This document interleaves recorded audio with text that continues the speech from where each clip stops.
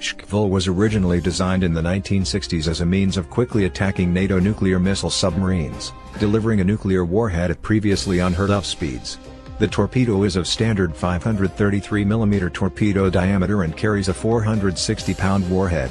It has a maximum range of 7,500 yards. Shkvul began mass production in 1978 and entered service with the Soviet Navy that year. Like any weapon, there are drawbacks. For one, the gas bubble and the rocket engine are very noisy. Any submarine that launches a supercavitating torpedo will instantly give away its approximate position. That having been said, such a fast-moving weapon could conceivably destroy the enemy before it has time to act on the information, as the enemy suddenly has both an enemy submarine and a 200-knot torpedo to contend with. Another drawback to a supercavitating torpedo is the inability to use traditional guidance systems. The gas bubble and rocket engine produce enough noise to deafen the torpedo's built-in active and passive sonar guidance systems. Early versions of the Shkvul were apparently unguided, trading guidance for speed.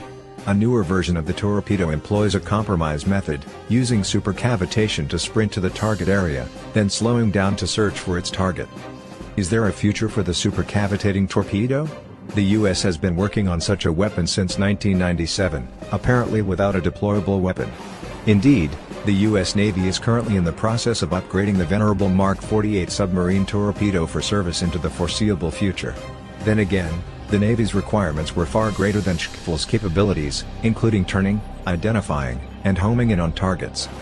In the meantime, Russian submarines are the only subs in the world equipped with supercavitating torpedoes, modernized versions of Shkvul armed with a conventional warhead.